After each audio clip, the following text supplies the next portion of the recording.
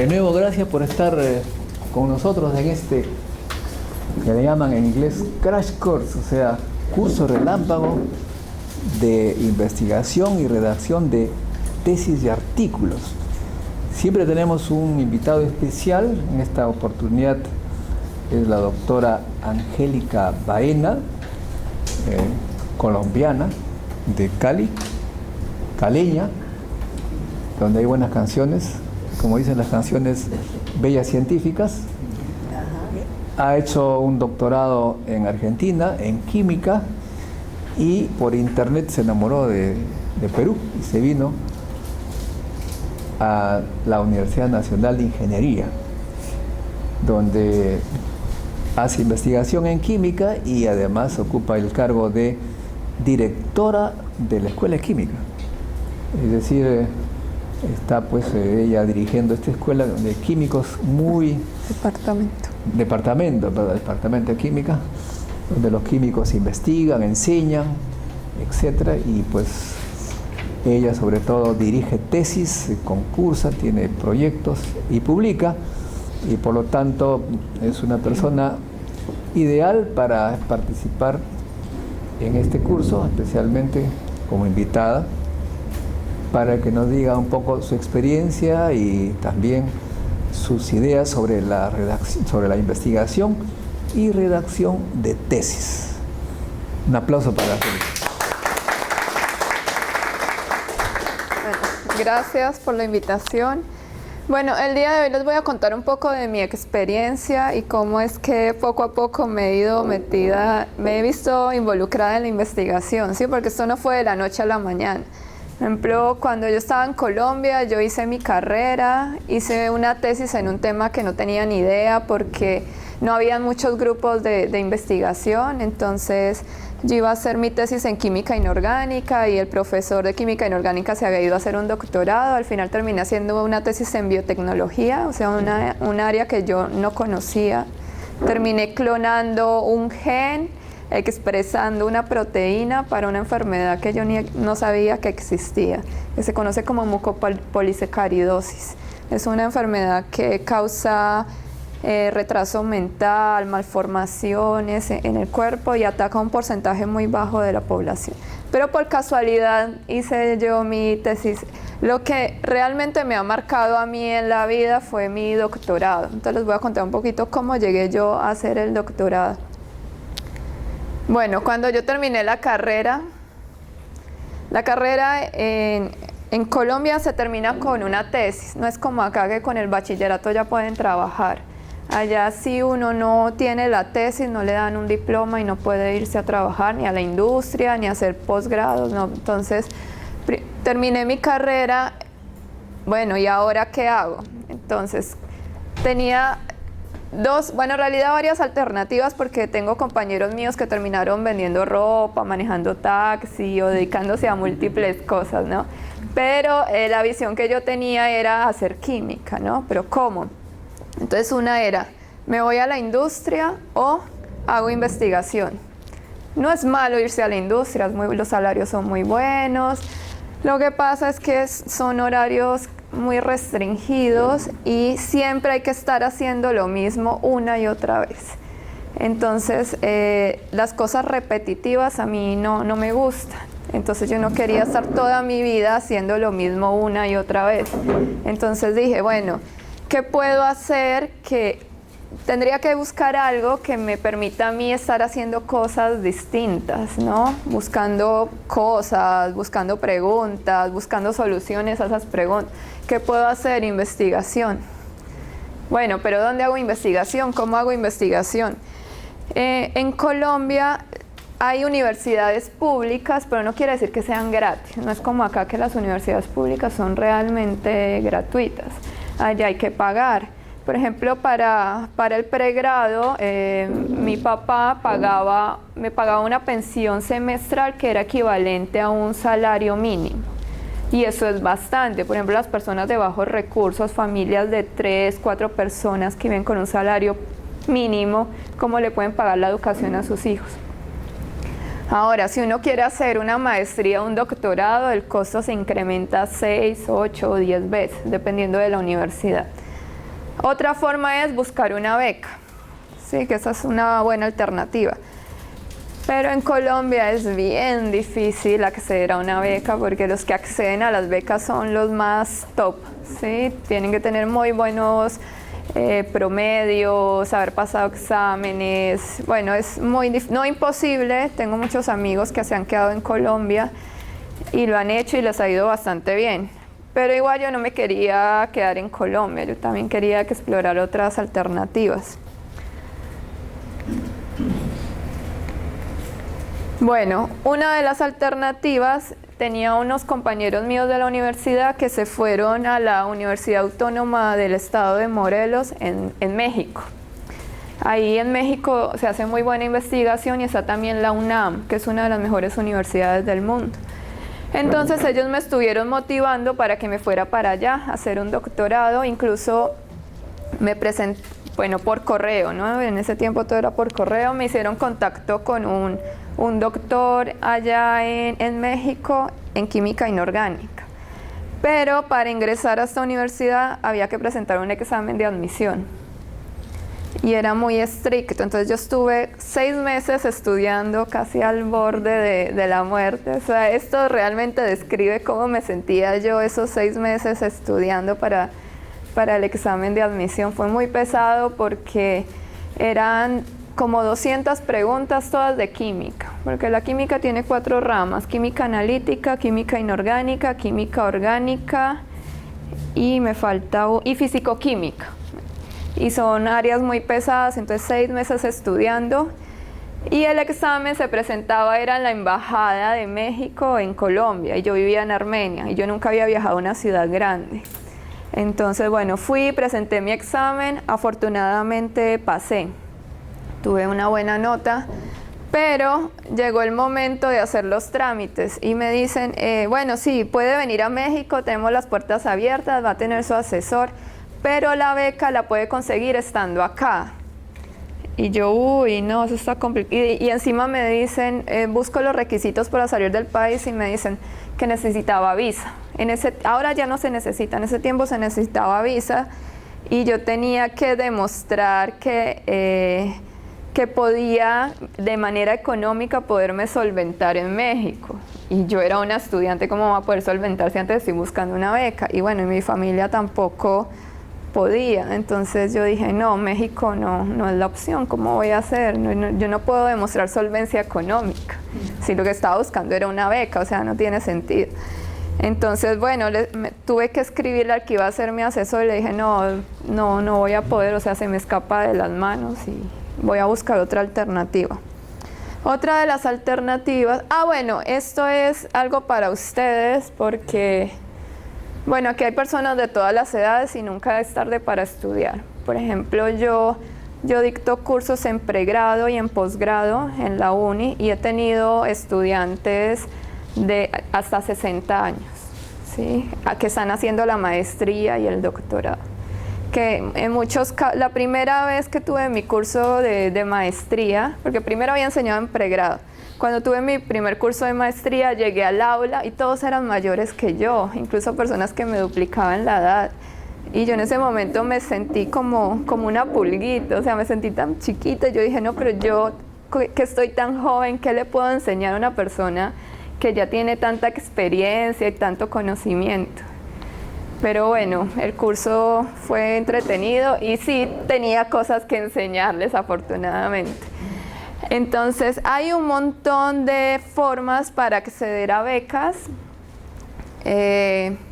Por ejemplo, hay becas para Francia, hay un montón de países que tienen colaboración con Perú, incluso Alemania. Hay unas becas que se conocen como DAD, no sé si las han escuchado nombrar.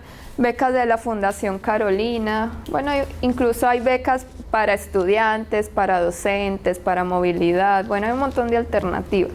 Y esto lo encontré ayer en internet, becas para peruanos.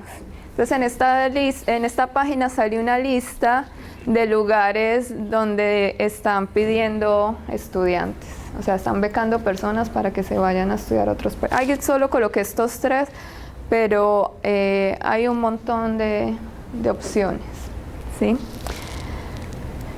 La opción por la que yo opté, yo tenía unos amigos, porque, bueno, no sé, he tenido gente, conocidos que se han ido a otros países, a zonas muy remotas, y siempre encuentran colombianos.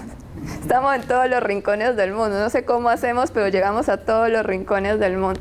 Entonces, tenía bueno, en ese momento eran 2 amigos colombianos, bueno, no precisamente amigos, sino que habían estudiado conmigo en la Universidad del Quindío y estaban haciendo doctorado en Argentina. Entonces yo les dije, ¿cómo hicieron ustedes para llegar a Argentina? Y me dicen, ay, muy sencillo, hay una agencia en Argentina que se llama FONSIT. Bueno, en realidad hay dos agencias, una es el FONSIT y otra es el CONICET. El CONICET es como similar al CONCITEC de acá, ¿sí? Es muy parecido. En esta agencia es la Agencia Nacional de Promoción Científica y Tecnológica. Ellos tienen una bolsa de becas. ¿Cómo funciona? Ellos tienen concursos de proyectos. Entonces un investigador de una universidad presenta un proyecto y se lo aprueban y él lo publica, ¿ya? Entonces, por ejemplo, acá esta es la página de las bolsas de becas. Entonces uno acá puede buscar por la provincia, por ejemplo, no sé, en Buenos Aires, en Córdoba.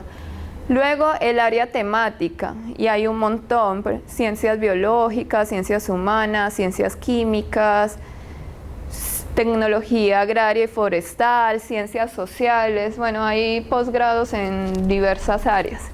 Entonces uno ahí elige la opción que le corresponda y la página te arroja los proyectos que en este momento hay para esas líneas y los tesistas que están buscando, pero eso ya es para trabajar en una línea específica. Ayer que estaba preparando la presentación, busqué ciencias sociales, a ver qué había. Yo soy química, pero dije, bueno, vamos a ver qué hay en ciencias sociales, y por acá encontré un proyecto: prevención de trastornos alimentarios y obesidad en mujeres adolescentes. El proyecto se propone diseñar una intervención que resulte eficaz en la disminución de factores de riesgo compartidos entre los trastornos alimentarios y la obesidad. Bueno, y están solicitando un becario, o sea, un estudiante de posgrado. Incluso les dicen cuáles son las características de las becas. Bueno, eso es para que el becario inicie el 1 de marzo del 2019. Tiene una duración de 3 años y este es el estipendio mensual. No sé qué equivalente será ahora, pero cuando yo estuve en Argentina las becas eran muy buenas, que me alcanzaban a mí para vivir bien, para viajar cada año a Colombia y encima para mandarle dinero a mi familia. Así que eran unos buenos montos. Sino que ahora Argentina ha entrado en una crisis económica, no sé cómo estarán estos montos. Sí, no sé, estos son pesos argentinos. Claro, pero claro. 40 más o menos, o otro de 38. Y bueno, acá ponen 3 años, pero los doctorados duran 5 años. Lo que pasa es que uno primero, son 2 tipos de beca. Uno es la beca tipo 1, que dura 3 años, y después hay una renovación para 2 años. Y ahí se completan los 5 años.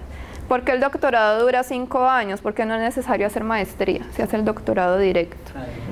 Entonces por eso son tantos años. ¿Sí? Yo no tengo maestría, por ejemplo. Yo hice un doctorado directo de 5 años. El problema aquí es que ustedes tienen que trabajar en un tema que esté ahí, ¿no? Entonces, claro, tienen que buscar a ver si hay algo que les gusta. Y cuando yo busqué, bueno, afortunadamente había algo que me gustaba, porque si no, no sé, iba a entrar en desesperación. Luego tenemos acá el CONICET, que es el Consejo Nacional de Investigaciones Científicas y Técnicas. Acá es distinto. Acá uno postula si quiere hacer un doctorado, ¿ya? Y después consigue el asesor, arma el plan de tesis. Esto sí es un poco más libre porque ahí ya ustedes pueden elegir en qué hacer sus tesis. Hace unos años, cuando yo estaba en Argentina, las becas que daba CONICET eran indiscriminadas. podía ser un nacional o un internacional, ¿sí? Por igual. Y sin embargo, también habían becas latinoamericanas, pero uno podía postular con todos los argentinos. Ahora, bueno, con la crisis ya lo han dividido y ya solo los internacionales que quieran hacer estudios de doctorado tendrían que acceder por estas becas latinoamericanas. Me olvidé comentarles que aquí cuando yo concursé, bueno, me gustó el tema y le escribí a la persona de contacto, me pidió que mandara mis datos y varias personas también le enviaron y ahí eligieron el que les pareció más adecuado, que afortunadamente fui yo. Y el trámite fue rápido, ¿sí? Enviar papeles, todo escaneado, con firma. Llegué allá y al mes ya tenía mi beca y no necesitaba visa. Entonces fue súper rápido. Bueno, entonces estas becas, bueno, ya cerró la fecha, ¿no? Pero es cada año. Las convocatorias son en junio. Para empezar, siempre empiezan el 1 de marzo, 1 de abril del siguiente año. Bueno, y hay que tener ciertos requisitos, ¿no? Porque imagínense cuántos latinoamericanos se presentarán para esas becas, entonces tiene que ver mucho las notas, los antecedentes que tengan académicos. Cuando yo postulé a mi beca, yo no tenía tantos antecedentes, tenía mi carrera, tenía mi tesis de licenciatura y una presentación en congreso. Era todo lo que tenía en ese momento. Bueno, ¿dónde estudié yo? En la Universidad Nacional de Río Cuarto. Nunca la había escuchado nombrar, pero es una universidad que está en el ranking mundial, es una universidad buena. Lo que pasa es que yo, como nunca había escuchado hablar de esto y decían Córdoba, yo pensé que iba a estudiar en la Universidad de Córdoba. Entonces, cuando miré bien, yo Río Cuarto, ¿dónde queda esto? Y yo, qué raro. Bueno, esta es Argentina, esto es Córdoba, este rojito de acá, y este de acá es Río Cuarto. Es una localidad de la provincia de Córdoba. Es costa, ¿no? Es costa, playa. No, mira, acá está Córdoba, por aquí está Río Cuarto. Entonces yo me preocupé y yo dije, ¿qué tan lejos estará eso? Porque yo había comprado un pasaje de avión a Córdoba. y si me toca cambiar el avión. Y me dice, no, tranquila, en 3 horas se va en un bus y llega a Río Cuarto. Bueno, eso es un poquito de la ciudad. Cuando yo llegué a la ciudad también me asusté porque yo vivía en Armenia, que no sé si ustedes conocen que en el 99 hubo un terremoto que destruyó casi toda la ciudad. Ajá. Entonces la ciudad casi toda es nueva, es una ciudad muy bonita, pequeña. Cuando yo llegué a Río Cuarto me preocupé porque primero me hospedaron en la universidad, en la zona donde hospedaban los docentes, y la universidad era muy antigua también y estaba llena de perros por todos lados. Y yo le tenía fobia a los perros, entonces fue muy chocante para mí. Y también cuando fui, las calles no estaban pavimentadas. Entonces, claro, me sorprendió yo a dónde he llegado. Bueno, con los años la ciudad fue creciendo, ya muchas calles pavimentadas, bueno, todavía hay perros por montones. ¿Por qué no? Porque justo en esa universidad está la facultad veterinaria, entonces todos los perros que recogen los dejan en la universidad, por eso es que hay montones. Entonces ahí los cuidan, los alimentan y ya se quedan como hijos de la universidad.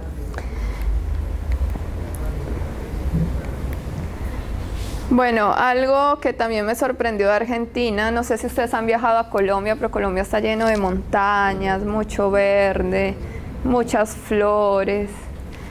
Bueno, Argentina todo es plano, llano, ¿sí? ¿Cómo? Bueno, sí, pampa también. Y bueno, también me sorprendió ver y viajar por tierra era como monótono porque todo era siempre lo mismo. Bueno, sí, todo es llano, como les mencioné. Pero, bueno, ¿qué puedo decir de Argentina? tienen buenos vinos, no es que a mí me guste tomar, pero tienen buenos vinos, tienen buenos quesos, fiambre, la carne es espectacular. Porque yo la primera vez que cociné, fui a cocinar un filete de carne, le eché sal y pimienta y me sabía extraordinario. Y, claro, sí, es impresionante, es delicioso. Y la gente allá es súper carnívora. Otra cosa, la universidad, todos los docentes son doctores. Sí, no hay con maestría, licenciado, no, todos tienen doctorado. Incluso algunos con doctorados, con varios doctorados alrededor del mundo, tienen la carrera de investigador, entonces van subiendo por categorías, según lo que vayan publicando, las investigaciones que tengan. Entonces, gente muy competitiva. Y los laboratorios, no vayan a creer que son de última generación, con edificios así bonitos como eso, no, la universidad era vieja, con malas instalaciones eléctricas, pero se hace investigación de buena calidad y son muy creativos. Por ejemplo, yo al final terminaba haciendo mis diseños caseros y me funcionaban y salían cosas muy bonitas y muy interesantes. Así que, y bueno, y el apoyo del gobierno en ese tiempo era muy bueno porque estaba Cristina, y Cristina le apostaba mucho a la ciencia y a la tecnología.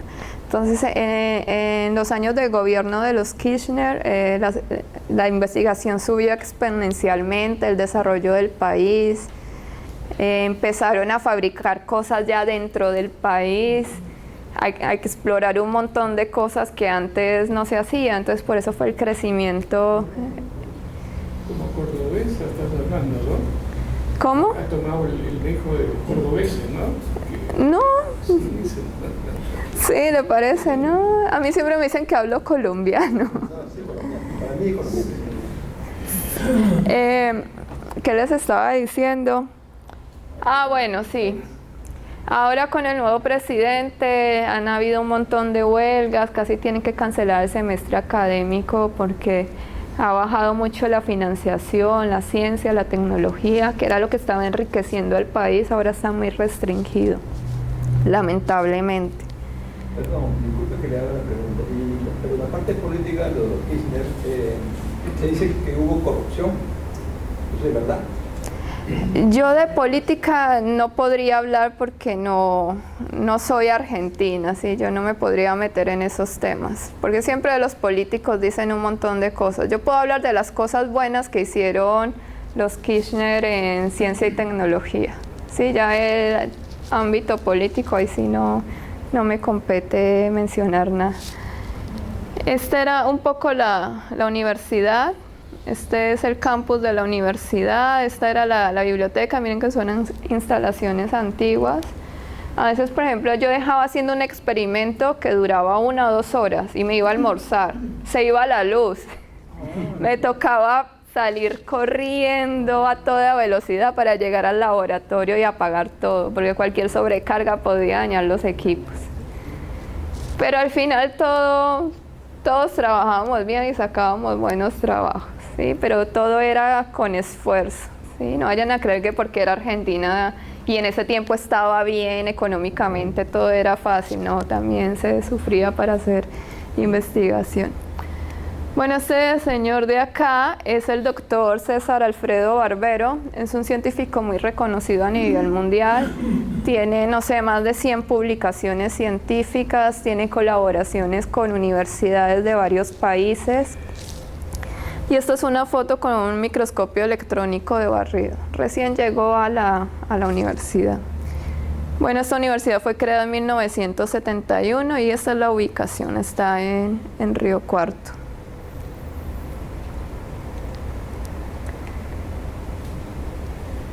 Bueno,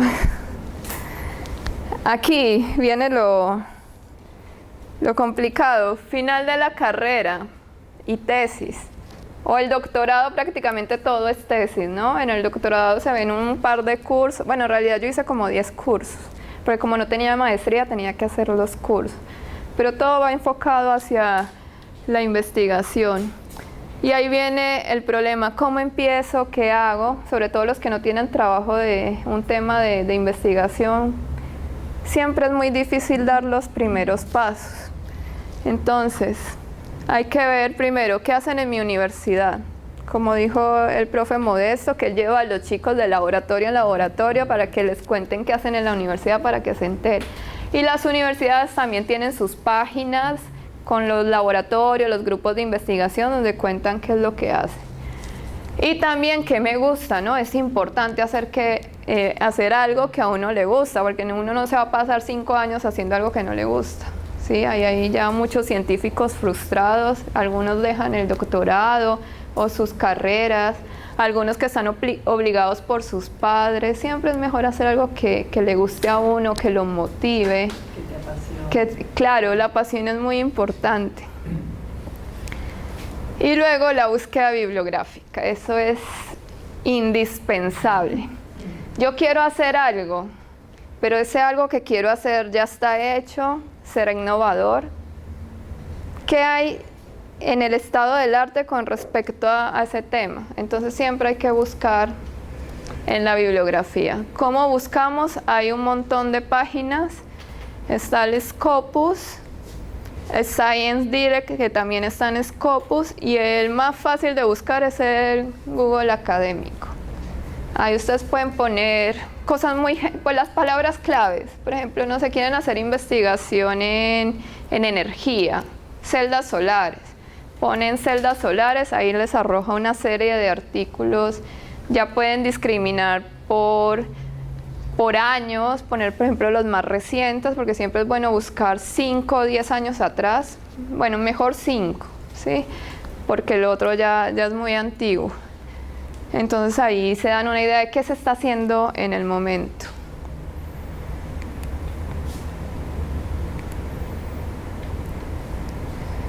Bueno, ¿qué tema deseo investigar?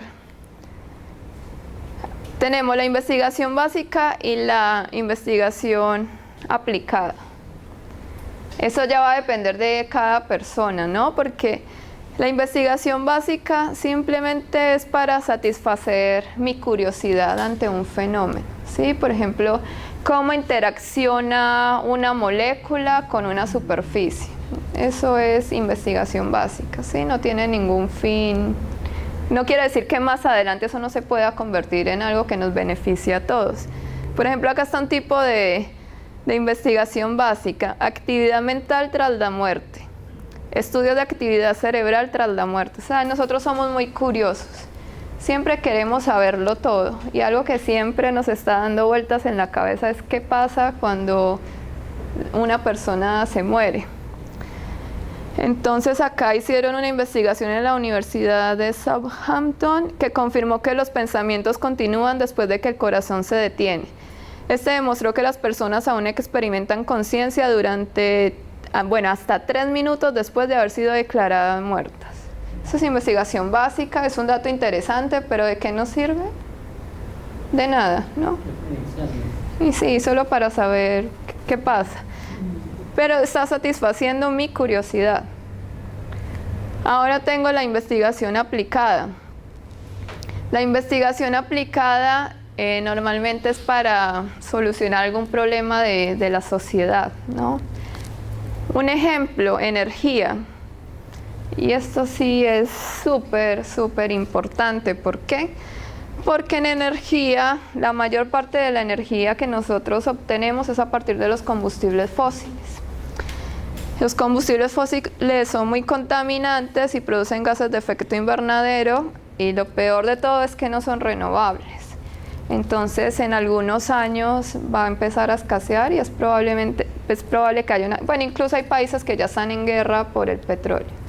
Entonces las guerras serán por combustible y por agua, ¿no? Porque estamos acabando con los recursos hídricos. Entonces, si a mí me gusta la energía, ¿qué puedo hacer yo en energía, no?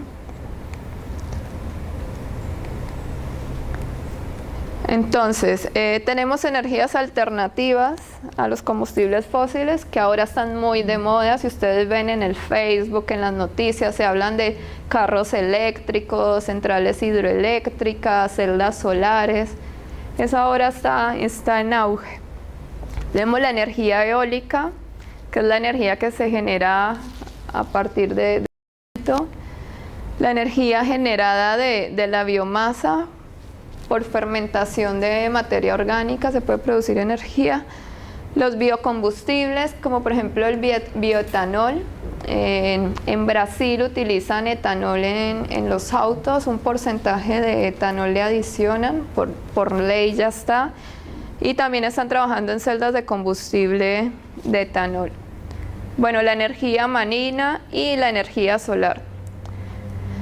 Acá tenemos algunos problemitas con estos dos tipos de energía. ¿Por qué? Porque la energía eólica solo vamos a tener energía cuando hay viento, ¿no? Y la energía solar en el día. Pero nosotros podemos acumular esa energía, almacenar esa energía con un dispositivo y luego poderla utilizar. Entonces acá hay un montón de líneas donde nosotros podemos trabajar en el campo de energías alternativas.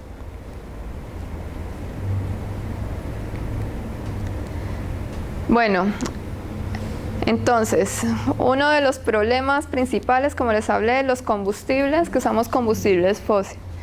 Otra alternativa limpia es utilizar hidrógeno, y está de moda el hidrógeno. Incluso los cohetes utilizan hidrógeno para generar energía. Y lo interesante es que también se genera agua. Producto de la reacción que se origina en la celda de combustible, se produce agua, y agua de buena calidad, que también puede servir para hidratarse. ¿Cuál es el problema con el hidrógeno? El hidrógeno es un combustible gaseoso, o sea, no es fácil de transportar, se requieren altas presiones. Y aparte, el hidrógeno normalmente lo obtienen del craqueo del petróleo. Entonces, ¿qué sentido tiene? Uy, sí, estoy usando un combustible limpio, pero lo estoy obteniendo a partir de un combustible fósil. Entonces, seguimos en el mismo ciclo vicioso.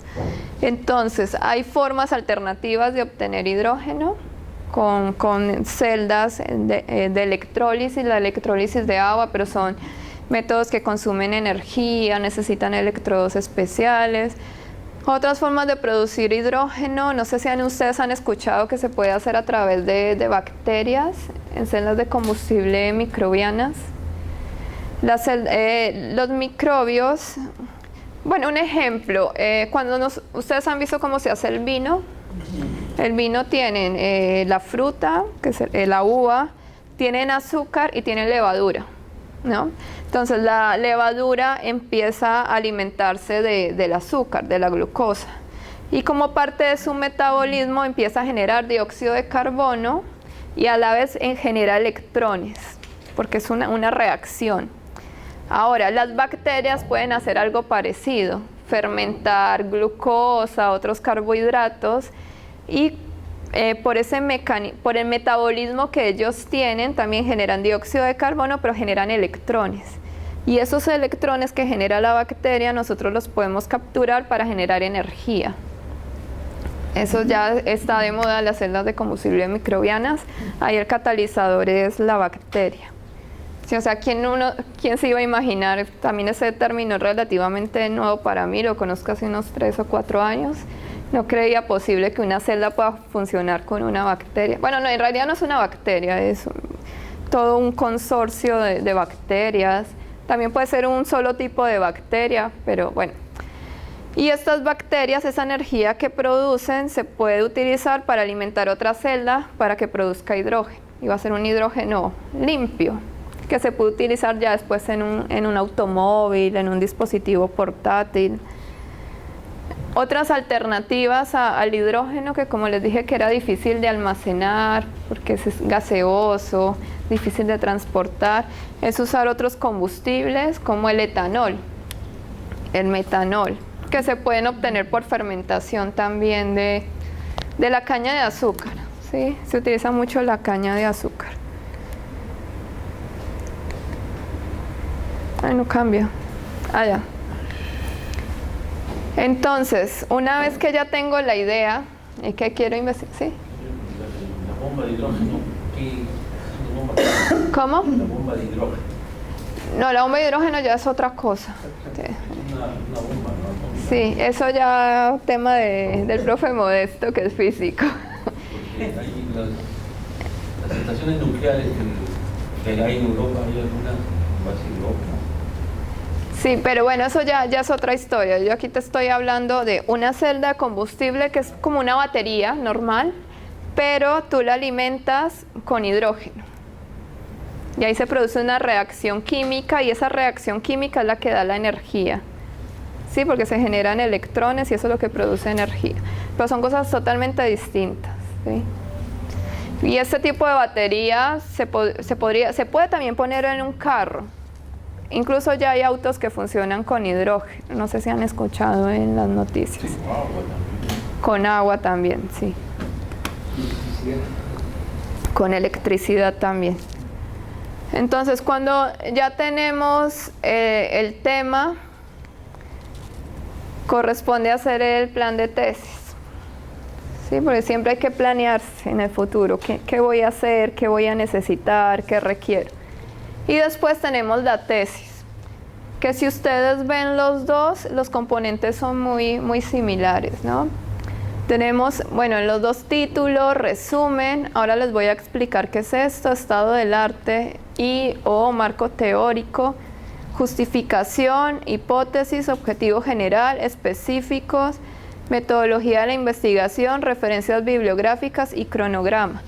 Y acá en la tesis ya tenemos este término nuevo que es desarrollo experimental y conclusiones. Entonces, bueno, esto es como... Esa estructura, como en el plan de tesis, la tesis y el desarrollo de la tesis, ¿no? Ajá. Es tomado de Argentina, Colombia... A eso iba. Estos son los componentes básicos, pero pueden variar. Por ejemplo, cada universidad tiene su formato. Ajá. Sí, por ejemplo, yo siempre les mandaba este formato a mis estudiantes y a veces me decían, no, pero no me lo han aceptado. Yo, ¿por qué no? Porque la universidad tiene otro formato. Y acá es de Perú. Uh-huh. Pero básicamente estos son los contenidos. Pueden variar un poquito la estructura, pero estos son contenidos básicos. Esto nos lo va a enviar, ¿no? Al igual que el doctor. Supongo, no sé. A ver, no. Ya. Bueno, para escribir el plan de tesis. Bueno, como les mencioné, estos son los componentes. Entonces, si uno lee esto, ¿qué haría uno? Empezar por el principio, ¿no? El título. Pero si empezamos por el título, a ustedes después se van a dar cuenta que el título les va a ir cambiando a medida que ustedes vayan haciendo el plan de tesis. Entonces, ustedes pueden poner un título tentativo, ¿sí? Como para que tengan una idea de qué van a investigar, pero recuerden que esto les va a cambiar. Sí, normalmente cambia. Y en el camino se encuentra uno con un montón de problemas. Pero si tenemos problemas, ¿a quién acudimos? A nuestro asesor. ¿Por qué a nuestro asesor? Porque se supone que es una persona que tiene experiencia y nos guía durante todo ese camino. ¿Ya? Esa es la idea del asesor. Y es un trabajo fuerte para el asesor y no tiene remuneración, ¿ya? El trabajo del asesor es prácticamente por amor al arte. Ajá.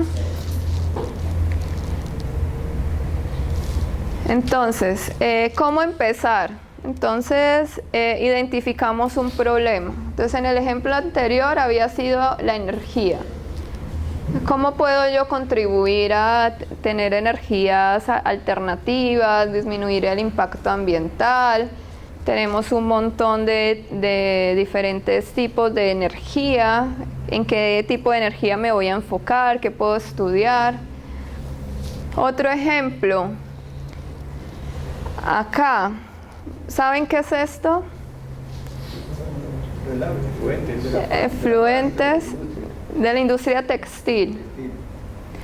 Y esto es un problema serio acá en Perú. ¿Sí? Sí. Son ríos que están muy contaminados por las industrias textiles. Y miren que esta concentración es elevadísima, ni siquiera ha tenido un tratamiento previo. Entonces, ¿qué pasa? Son aguas que ya no se pueden consumir, los animales se mueren, el impacto ambiental es... Ujú. Entonces, identifico el problema. ¿Cuál es? Los colorantes de la industria textil que son arrojados a las aguas y contaminan el ambiente. Igual que la mina también en Perú. Ajá. Sí, incluso yo tengo un proyecto para detectar cianuro, porque las minas trabajan con cianuro. Y hay un profe de la uni que está trabajando con lixiviación ecológica de oro para eliminar el mercurio y el cianuro. Entonces, empezamos. Antecedentes y el estado del arte. ¿Qué son los antecedentes y el estado del arte? Es una revisión bibliográfica de la problemática. Por ejemplo, bueno, ¿cuál es la problemática? Bueno, los colorantes que son arrojados a los ríos por la industria textil. ¿Qué tipo de colorantes son utilizados?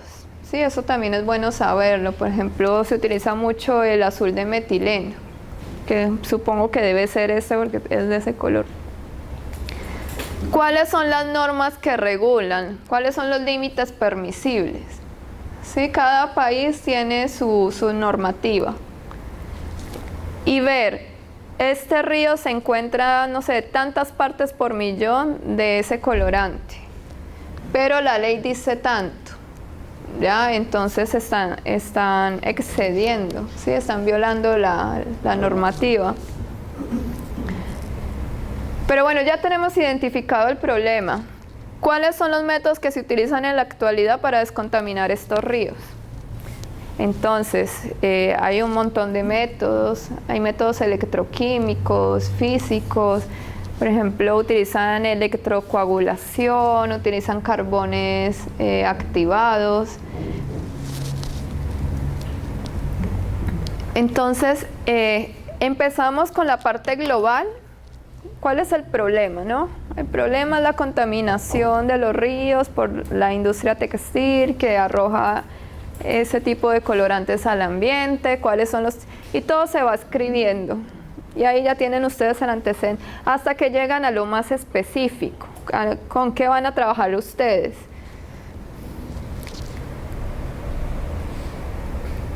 Entonces, ¿cuál es la solución que yo propongo? Entonces yo miré todos los métodos, no sé, electrocoagulación, electroremediación, carbones activados. Ah, yo quiero trabajar con carbones activados. Está bien, entonces me voy a la bibliografía y busco qué investigaciones se están realizando en este campo. Qué tipo de carbones activados utilizan, cómo los obtienen, cómo hacen sus mediciones, cómo hacen su trabajo. Y siempre vamos a tener acceso a la revista, ¿no? Tenemos revistas que son de origen, bueno, que son gratuitas, que son open access. Tenemos, ahora hay una página pirata de los rusos, que ellos están en contra del mercadeo que se está haciendo ¿cómo es? De la producción científica de los investigadores en todo el mundo. Entonces, ¿ellos qué tienen? Ellos tienen una base de datos donde cargan ahí todos los artículos. Entonces uno puede entrar a la página y acceder al artículo. ¿Cómo? Se llama SciHub, SCIHUB grande. Claro. B grande.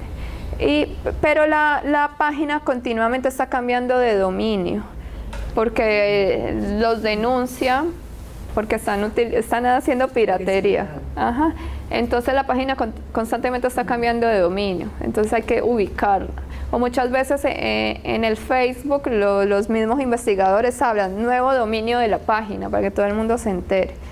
Y las personas también, cuando publican, les envían los papers para que ellos los adicionen a su página.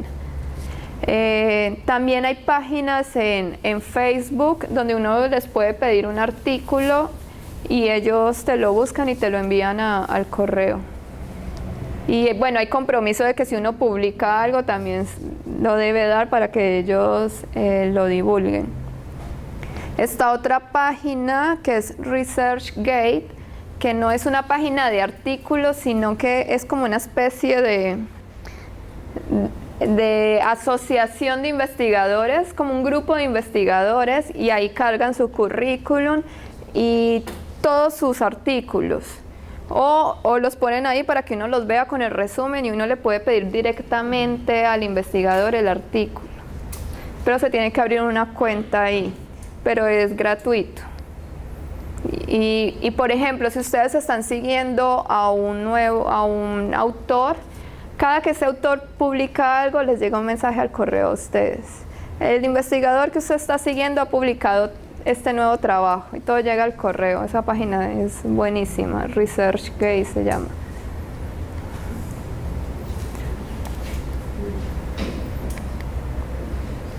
Bueno,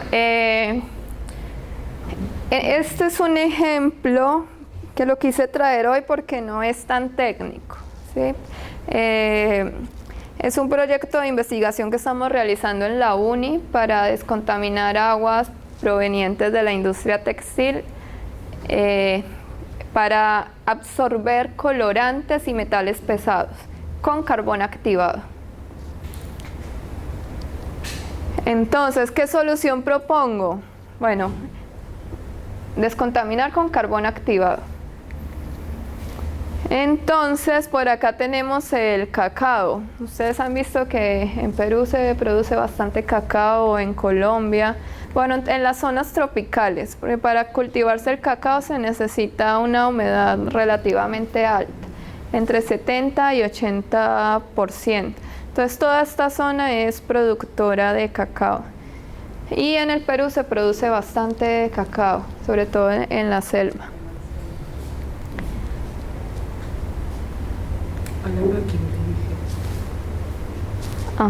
Ya. Bueno, miren, la producción de cacao en el Perú desde el 2006 hasta el 2017, cómo se ha incrementado, casi exponencialmente. Miren, en 2016 un valor superior a 100.000 toneladas en granos de cacao, pero ese es el grano del cacao, que es lo único que se utiliza para hacer el chocolate. Pero esto genera un montón de residuos agrícolas, la cáscara, todo eso lo arrojan y eso se empieza a descomponer y también a contaminar, se generan gases, crecen microorganismos, hongos, entonces es un problema de contaminación súper alto. Imagínense que solo el grano del fruto representa un 10% del peso total del fruto y lo demás lo desechan. Miren, este sería el fruto del cacao. Bueno, acá hay una mejor imagen. Este es un cacao que ya han abierto. Este es el grano. Bueno, esta es la cáscara. Miren, todo esto se desecha. Pero se podría reciclar. Claro. Entonces, llegó un estudiante el año pasado y querían presentar un proyecto y me dicen, y le habían hablado con otros investigadores de la UNI y todos, no, estoy muy ocupado. Entonces llegaron a mí, yo trabajo con carbones, no carbón activado, sino otro tipo de carbón. Y yo les dije, bueno, yo no tengo problema, escribamos el proyecto a ver qué pasa. Porque tengo un alumno de ingeniería química, empezando que era otra cosa, porque nosotros somos químicos y ellos eran de ingeniería química. Y justamente el proyecto que presentamos era interdisciplinario, porque la universidad siempre está buscando que la investigación sea interdisciplinaria, porque ahora una ciencia pura ya no hace nada, ahora necesitamos del apoyo de las otras ciencias para armar los dispositivos, la matemática, la biología, bueno, ahora... Claro, usualmente es multidisciplinario, porque pues, necesitamos de todo. Claro. Para hacer un buen estudio. Y eso es lo que está promoviendo la universidad. Entonces el proyecto fue entre ingeniería química y química. Y uno de los estudiantes de ingeniería química, su padre está en el Amazonas y cultiva cacao. Y ellos vienen pues todo el cacao, toda la contaminación, el problema que hay, y me decían que querían hacer carbón activado a partir del cacao. Entonces, teníamos el problema de los relaves de la industria textil, pero también teníamos el problema de la contaminación de los residuos del cacao. Entonces ahí estamos afrontando dos problemas con una sola propuesta.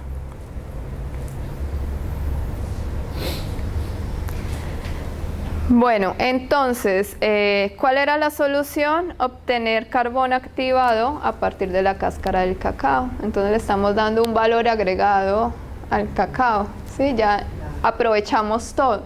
El grano para hacer chocolate y la cáscara para hacer carbón activado, que eso a la vez lo vamos a utilizar para absorber los colorantes y los metales de los ríos.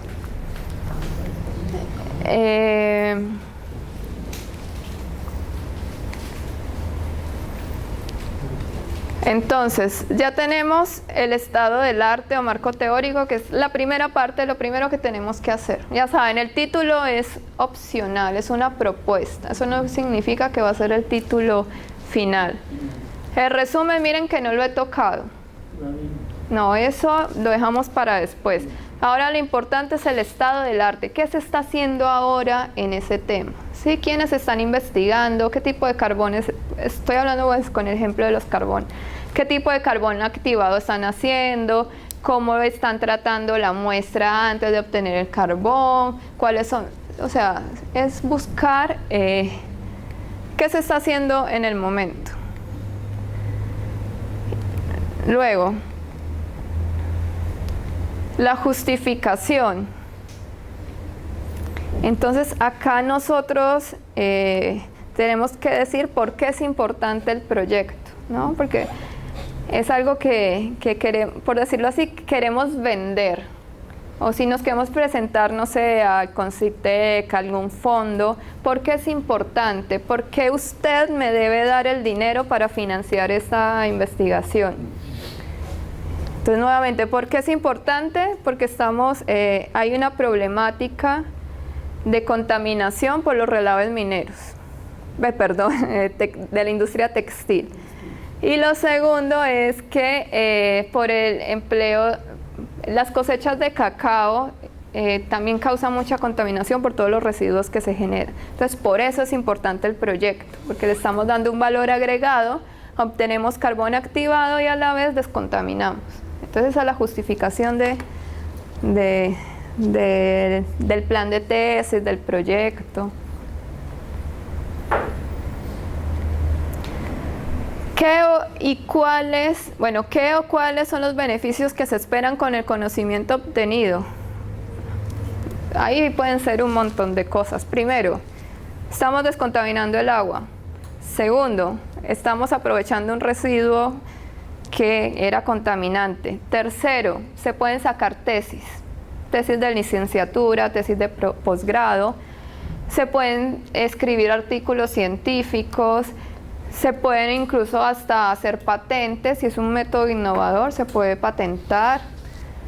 Son un montón de beneficios. Y por ejemplo, si nadie más en la universidad trabajaba con carbón activado, se abre una nueva línea de investigación en carbones activados. Entonces los beneficios son bastantes.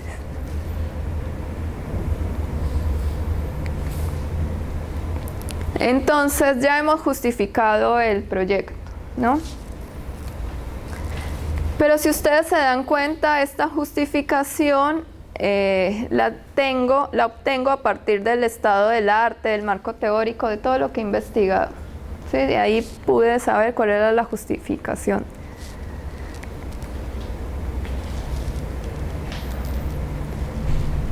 Y la misma hipótesis.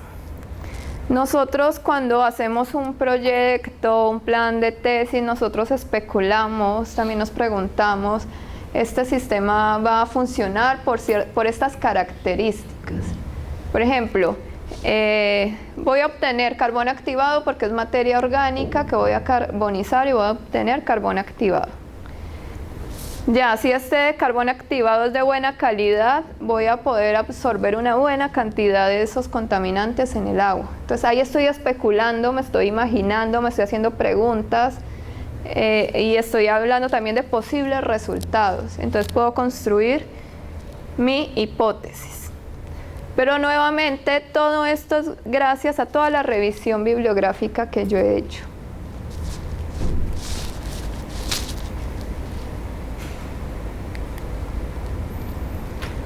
Bueno, luego pasamos a los objetivos. Siempre mantengo esta, ¿cómo se llama esto? Esta idea porque es importante ver que en este camino no estamos solos, ¿sí? Siempre hay personas que nos pueden ayudar y el asesor es fundamental en todo este trabajo.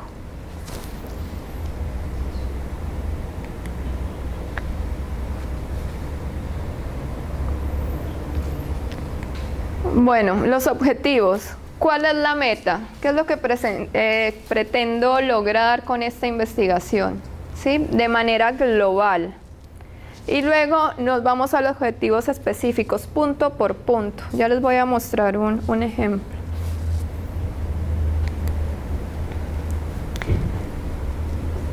Esta es la parte técnica, pero después les voy a explicar.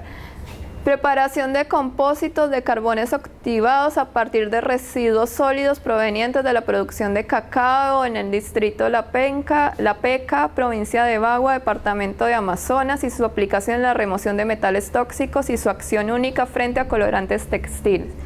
Entonces, si ven esta idea, es una idea global que abarca todo lo que se pretende obtener con el proyecto. Entonces, ¿qué se pretende obtener? Carbono activado a partir de residuos, y con ese carbono activado descontaminar el agua, eliminar los colorantes y los metales. Entonces ven que abarca toda la idea del proyecto. Ahora, ¿qué hago? En los objetivos específicos es coger ese objetivo grande y hacer como una especie de desglose punto por punto. ¿Qué quiero hacer? Pero también en un orden cronológico. Entonces, primero,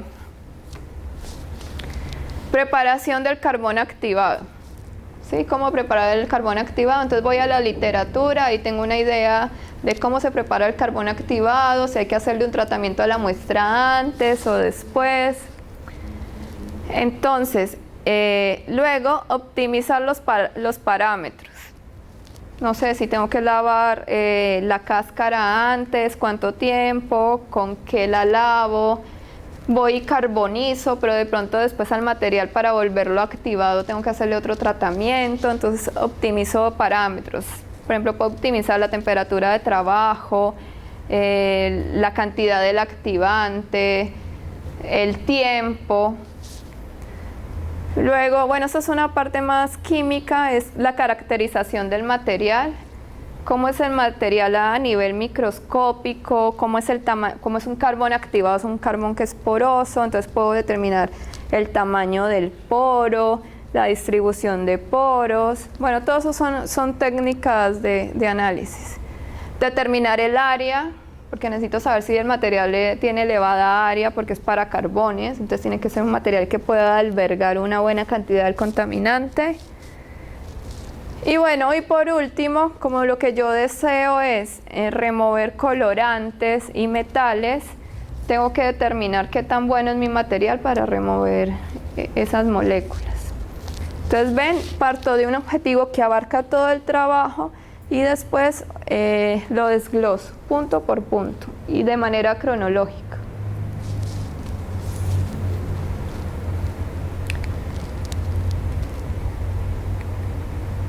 Y aquí viene la parte más pesada, la metodología del trabajo en sí. Estructura de la metodología, descripción de materiales y equipos a utilizar en la investigación. Explicación de cómo se recogerán las muestras, cualquier técnica de aleatorización y cómo se prepararán las muestras. Explicación de cómo se harán las mediciones y qué cálculos se realizaron sobre los datos sin procesar, se realizarán sobre los datos sin procesar. Descripción de las técnicas estadísticas utilizadas en los datos. Entonces aquí yo tengo que ver también de forma cronológica. Sé que el Perú produce cacao y que en el Amazonas hay mucho cacao, pero yo estoy en Lima, ¿no? Entonces, ¿qué tengo que hacer? Bueno, tengo que planificar que tengo que hacer un viaje al Amazonas o que del Amazonas me manden la muestra para acá, ¿ya? Y eso también tiene costo, eso hay que tenerlo en cuenta también. Luego, me traen el material. ¿Qué tengo que hacer con el material? Con el material así como está no lo puedo meter a la estufa a quemar. ¿Por qué? Porque tiene agua, tiene residuos orgánicos, un montón de cosas. Entonces hay que hacerle un tratamiento al material. Luego, carbonizar. ¿Qué equipo requiero? Sí, entonces es hacer una preparación de todo el experimento. Si tienen que hacer un muestreo, ir a varias zonas a recolectar cacao de distintos sitios, porque el cacao no va a ser el mismo en todos los sitios, eso depende del terreno, de las condiciones ambientales, de la humedad. Hay un montón de factores que influyen. Entonces esta es la parte más pesada y una de las más importantes porque ustedes en eso se van a basar para desarrollar su investigación. Y para hacer esta parte también necesitan hacer una buena revisión de la literatura que hay, para que entiendan los procesos.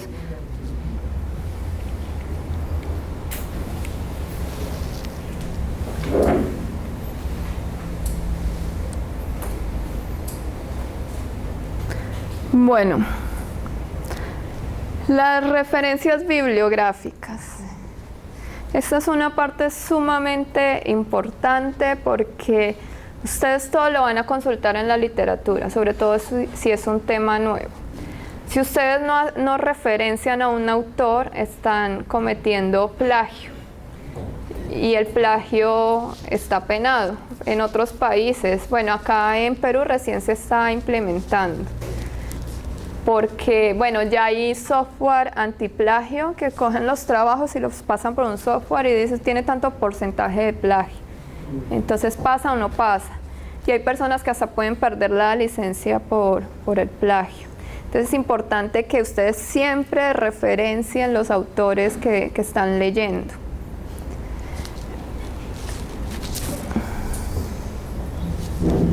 Una pregunta, hay la opinión de que cuando uno utiliza no únicamente libros, como es el caso del término bibliografía, sino también referencias electrónicas, ya no debería figurar así, ¿no? Sino solamente referencias. Referencias, sí. Ajá, sí, está correcto. Sí, porque ahora ya están los libros electrónicos, páginas de internet, blogs, artículos, seminarios, tesis. Bueno, ya es un montón de información a la que nosotros podemos acceder. Pero la bibliografía, referencia bibliográfica está correcta. No se refiere exactamente a libros. Sí, lo que pasa es que ahora solo colocan referencias. Referencia nada más. Ajá. Nada más. Ajá. Antes colocaban, por ejemplo, bibliografía, pero la bibliografía abarcaba todo. Ya las referencias es en lo que tú te basas para escribir. ¿Ya? Solo lo que utiliza. Ajá, solo lo que se utiliza. Se utiliza casi todas. No, lo que pasa es que, por ejemplo, vas a trabajar con carbón. Hay un montón de libros de carbón, pero tú no lees todos los libros de carbón, lees unos específicos. Entonces son tus referencias. Por eso no me refiero a que se investiga en internet, páginas que han visto, libros, revistas, manuales, estudios científicos, todo eso que se refiere. Referencias. Referencias. Ya no bibliográfico. No, ya no. ¿Bibliografía qué se refiere? Es como te digo, hay un montón de libros de carbón. No, por eso, libro de texto. Sí, por ejemplo, entonces tú los utilizas todos, los revisas todos. Pero no, entonces bibliografía no se refiere a revistas, a manuales. No, también lo puedes usar, claro, sí, pero esto es un poquito más cerrado, o sea, tú solo colocas en el artículo lo que tú revisas, ¿ya? Por ejemplo, perdón, pero generalmente una tesis, sobre todo una tesis o un trabajo, una tesis de posgrado, se investiga en todas, casi en todas. Yo, es mi caso, ¿no? Yo he investigado varias revistas, hasta periódicos. Claro, pero por ejemplo en algunas revistas te limitan la cantidad de referencias. Te dicen, en esta revista se aceptan hasta 15 referencias. Te limitan ya. Sí, porque si no, uno a veces encontraba unos artículos 80, 100 referencias. No, ya te limitan. También te limitan, por ejemplo, te dicen, en lo posible que las referencias sean de los 5 o 10 años. De los últimos 5 o 10 años. Lo que sí, cuando uno revisa, por ejemplo, en internet o virtualmente, ¿no? ¿Cómo se llama? Web. ¿Cuál sería la palabra correcta, ¿no? O la denominación, ¿no? Referencias, webgrafía, virtual. Bueno, ahora todo se pone como referencias. Y hay estilos para poner cada tipo de bibliografía. Por ejemplo, si es un libro se cita de una forma, si es artículo se cita de otra forma, si es una página web se cita de otra forma. Ajá. En cuanto a la denominación me refiero. Porque si por ejemplo es por internet, por ejemplo es una revista de Scopus, ¿cómo le voy a poner? Claro, en un artículo tú pones todo. Pero lo que se diferencia ahí es el estilo, cómo se escribe, pero no discriminas, no separas. O sea que acá nosotros le llamamos de repente webgrafía o bibliografía virtual. ¿Cuál es lo más adecuado? No, eso no se pone, no se pone. Ya lo que te identifica es el estilo. Ya, eso ya no se pone. Ajá. No se pone preferencia. Ajá.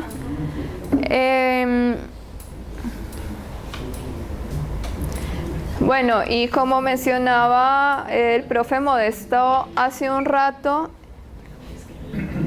la idea es que si otra persona está leyendo tu trabajo y le interesa esa referencia, pueda ir a buscar esa referencia. Entonces hay que ser muy exactos a la hora de poner la referencia. Así se puede favorecer el reconocimiento de la fuente. Sí, porque a veces, sobre todo cuando se ingresa en manual, ahí se puede introducir mucho error. Bueno, aquí precisamente un ejemplo, no se los voy a mencionar, pero para que vean, ponen en internet normas APA para citar. Y les dicen cómo citar un libro, cómo citar un capítulo del libro, una revista, cuáles son los formatos. También mencionaba el profesor que también ya cada revista tiene su formato. Hay revistas que son libres y dicen, bueno, utilice el formato que usted quiera, pero que sea homogéneo. No es que en una referencia utilice un formato y en otra referencia utilizo otro, no tiene que ser homogéneo. Perdón, ese DOI, ¿para qué se refiere? Ese DOI es un número que te identifica el artículo. ¿Qué sí? ¿Es una sigla? Sí, es un número como ¿cómo decirlo? Un código que te identifica el artículo. Claro que tú no necesitas el nombre ni todo esto para identificar el artículo. Tú pones en la página web este DOI y te aparece el artículo. Lo que pasa es que antes no existía este código y los artículos muy viejos, por allá del 70, se perdían. Ahora, como ya está todo codificado, ya no se pierden.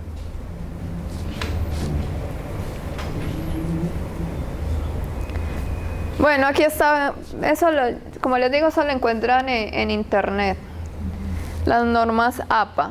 Pero algo que les quiero mostrar, bueno, también miren, tesis doctoral, tesis electrónica, página web, ¿sí? Todo hay que citar, ¿sí? ¿Es la forma correcta? No, este no es el orden. Mira, tú vas escribiendo y vas colocando tus referencias, ¿no? Y luego, depende, tú la puedes colocar con número o las puedes colocar en orden alfabético, según las normas que estés siguiendo. ¿ya? No significa que este sea lo... Perdón, pero ya no se pone página web. No. Eso es solo para hacer, para que ustedes visualicen a qué corresponde cada cosa. Gracias. Pero hay una forma más interesante que ahora con la tecnología nos permite hacer las cosas un poco más sencillas. ¿Cómo se hacía antes? Manual, ¿no? Se digitaba todo, se utilizaba el Word, se insertaba la referencia, ¿se acuerdan? O algunos todavía lo hacen. Pero si ustedes empezaban a leer de nuevo su manuscrito y se encontraban con que, uy, acá falta una idea, agregaban esa idea y ponían otra referencia.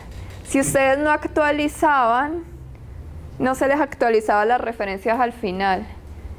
En cambio ahora hay un software que lo hace todo. Bueno, en realidad hay un montón de software para cargar referencias. Uno que yo recomiendo es el Mendeley, porque es de acceso gratuito. Este Mendeley fue creado por el Sevier, que es una editorial de publicaciones científicas. Y es súper interesante porque ustedes ahí pueden almacenar una cantidad impresionante de referencias, incluso los PDFs los pueden almacenar y los pueden consultar directamente desde el software. El artículo, pueden seleccionar párrafos, o sea, pueden hacer un montón de cosas. Y por ejemplo, para los que escriben en inglés, que a veces uno tiene dudas, por ejemplo, de la gramática o de algún término, uno en el software pone, no sé, una frase y va a uno de los artículos y te identifica la frase si está bien escrita. O pones algo, o lo mismo pueden hacer en Google, ponen una idea en inglés y ahí les van a aparecer papers donde ven que esa idea está bien redactada. Sí, porque a veces uno duda qué pone primero. Nosotros decimos el carro rojo, pero en inglés es el rojo carro, o sea, cosas así. Entonces esto es una muy buena herramienta y es gratuita. Pero se tiene que crear una cuenta en el Sevier. Incluso esto les permite almacenar referencias como en la nube. Por ejemplo, ustedes van y abren desde otra computadora y pueden tener acceso a sus referencias. Y es muy sencillo de usar. Hay que pagar por esto. No, este es gratuito. Este es gratuito, pero se tienen que abrir una cuenta en el Sevier. Ustedes van a internet y colocan software Mendeley. Lo descargan y ahí él le pide crearse una cuenta y crean una cuenta en el Sevier y esa cuenta después les sirve a ustedes si quieren publicar en alguna revista del Sevier, es con la misma cuenta.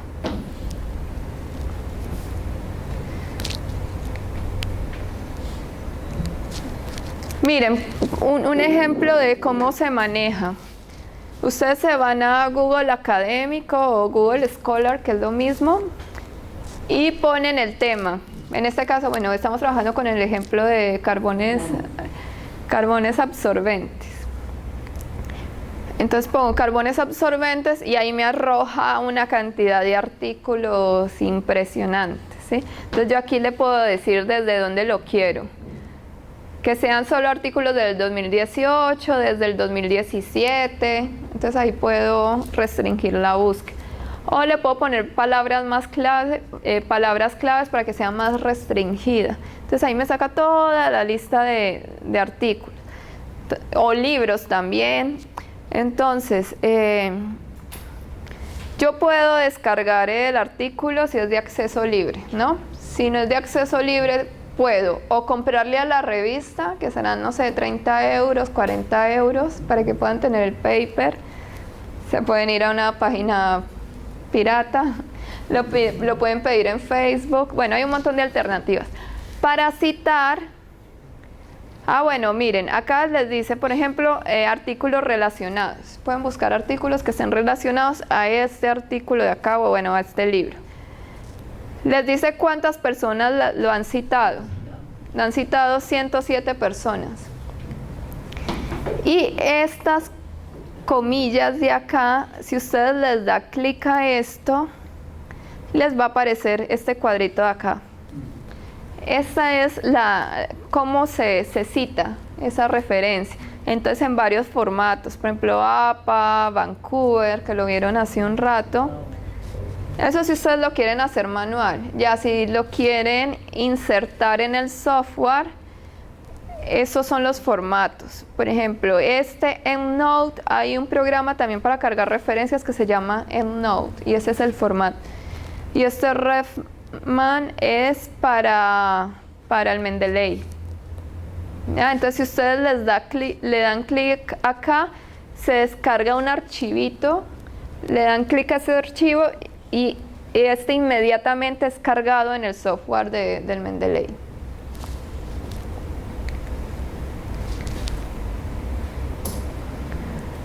Entonces miren, este es el software,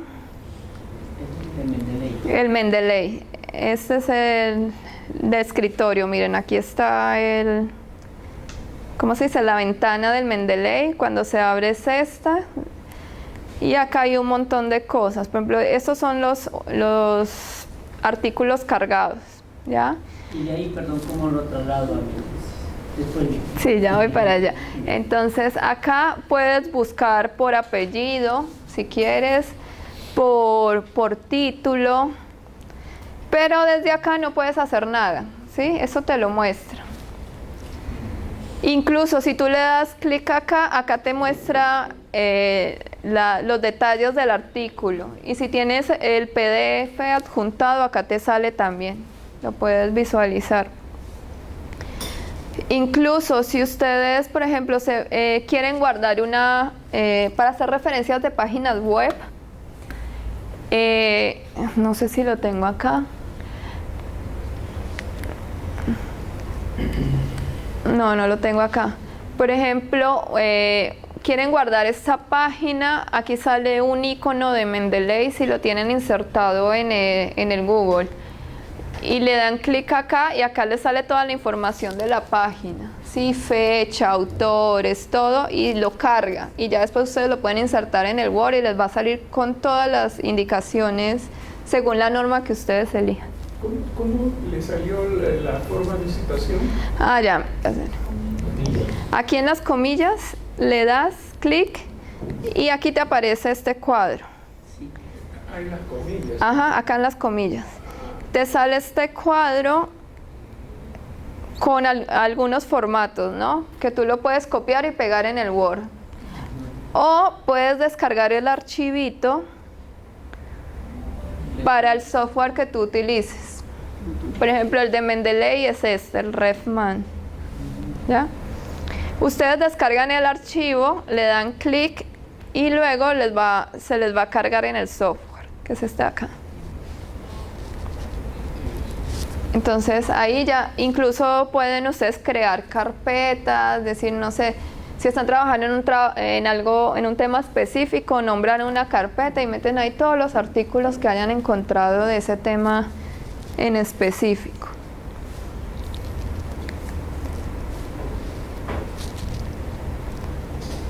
Bueno, entonces, cuando ustedes instalan el software, se inserta en el Word, en la parte de referencia. Miren, esto era lo que normalmente aparecía. ¿Se acuerdan? Cuando uno las ingresaba de forma manual, insertar título para poner la referencia y al final te salía. Y luego, si nosotros queríamos repetir esa referencia en alguna parte del texto, le poníamos referencia cruzada. Pero todo es manual, ¿se acuerdan? Que es más tedioso. O a veces uno movía una referencia y todo se descuadraba. En cambio con esto es muy sencillo, si algún día lo van a utilizar. Y si tienen problemas para usarlo, colocan en YouTube tutorial Mendeley o cómo cargar referencias en Mendeley, cómo hacer, y todo está ahí. Ya hay videos porque hay gente que ya ha pasado por eso, ha tenido esos problemas, entonces han hecho sus videos y ahora todo está en internet, entonces ya sí, más fácil. Entonces, por ejemplo, yo aquí puse los carbones absorbentes. Supongan que puse un párrafo, una idea, que saqué de un artículo. Entonces me voy acá y selecciono el estilo, pesados y colorantes. Entonces ahí ya viene la aplicación. Y ya, ¿cuál es la parte final? Bueno, propiedad intelectual, en caso de que los resultados sean susceptibles de ser patentados, entonces ahí viene la patente, proteger tu investigación, ¿no? Porque que no vaya a venir alguien y te robe tu idea. Bueno, si es algo innovador, algo nuevo. Bueno, publicación de artículos en revistas especializadas. Esto es súper importante. Publicar tus descubrimientos, ¿no? También para que la gente conozca y pueda repetir el mismo experimento. Lo malo es que, no sé si han visto, pero últimamente en los artículos, y creo que hace muchos años, solo publican lo que les dio. No publican lo que no les dio, y creo que eso debería ser importante porque una vez se está trabajando en algo y no le da y resulta que ya otro científico lo hizo y tampoco le dio. Pero como lo malo no se publica, entonces uno no tiene esa experiencia y comete los mismos errores que cometió el otro. Si eso estuviera publicado, yo ya sé, él lo hizo de tal forma y no le funcionó, entonces vamos por otro camino, ¿no? Pero lamentablemente eso no se hace. Una consulta. Cuando iniciaste tu exposición, tu experiencia, manifestaste que había dos tipos de investigación, la investigación básica y la investigación aplicada. La investigación que tú realizaste, ¿qué tipo de investigación? En el doctorado Sí. Fue aplicada porque, bueno, a pesar de que no armé un dispositivo, era buscar una solución a la problemática ambiental utilizando celdas de combustible para producir energía. Ya, y después tú no lo aplicaste, quien lo aplicó fue la universidad. No, porque yo lo que hice fue diseñar unos electrodos que después se pueden incorporar en la celda. Pero a mí ya no me alcanzó el tiempo porque el doctorado era 5 años, pero eso después se podía probar en una celda de verdad y ver si funciona o no. Y ya, bueno, si funciona, se le dará una aplicación, no sé, para cargar un celular, una computadora. Y eso va a traer consigo una patente, ¿no es cierto? Claro. Va a traer consigo. O sea, hasta ahí no me ha quedado como investigador. Más allá ya no sabemos si lo aplican o no lo aplican. Claro, o sea, lo bueno ahora es que el CONCITEC lanza proyectos de investigación aplicada, que normalmente es con una empresa, alguna entidad, para tratar de que se haga algo más que solo quede en el laboratorio.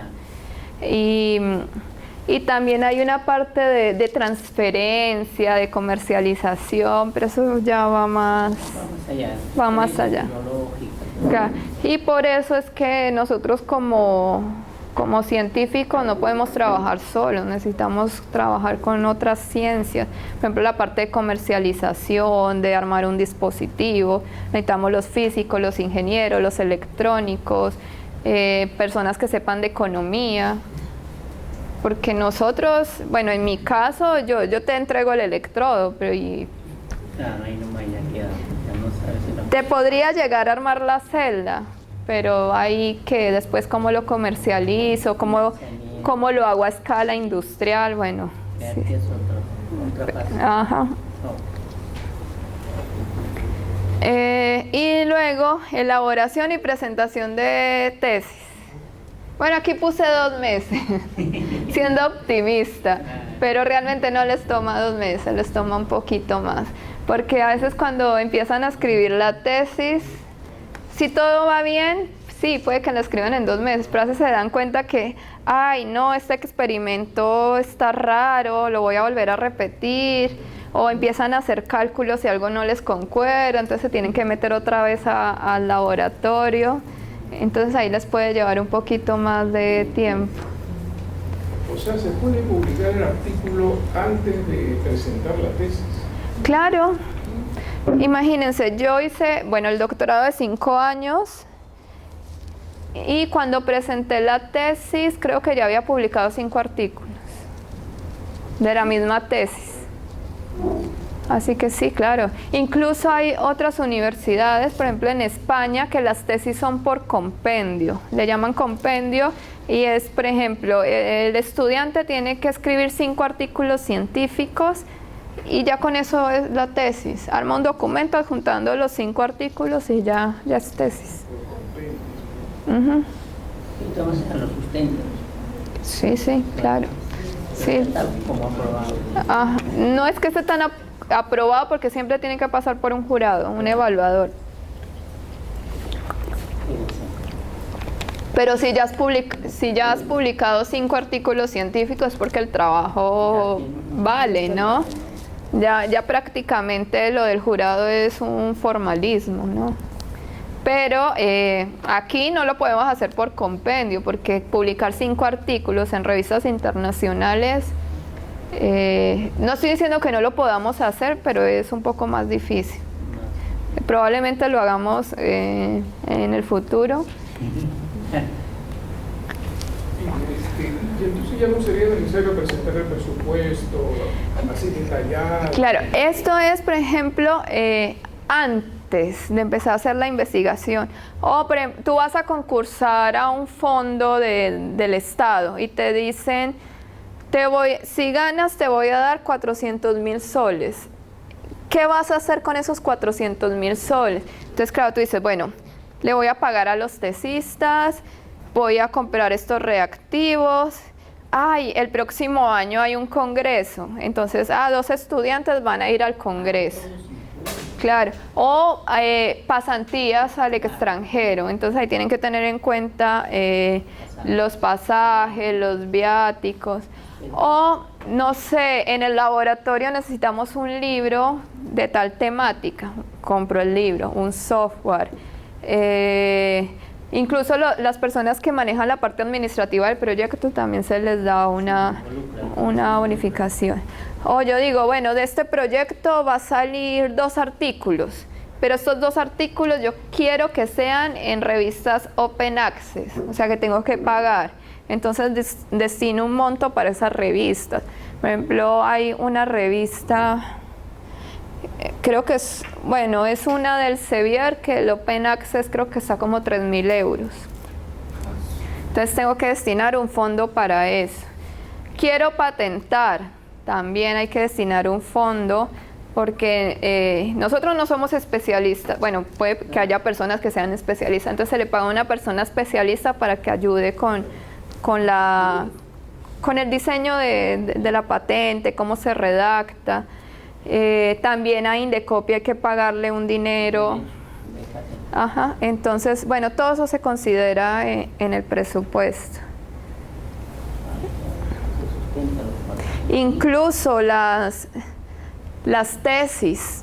Por ejemplo, para hacer el trámite de la tesis tienen que pagar un montón de dinero, hacer un montón de trámites. Eso también se puede incluir en el presupuesto. Depende del monto del presupuesto. Por ejemplo, este era un proyecto creo que de 30.000 soles, o sea, tampoco, depende del monto que se tenga. ¿Ya terminó? Sí.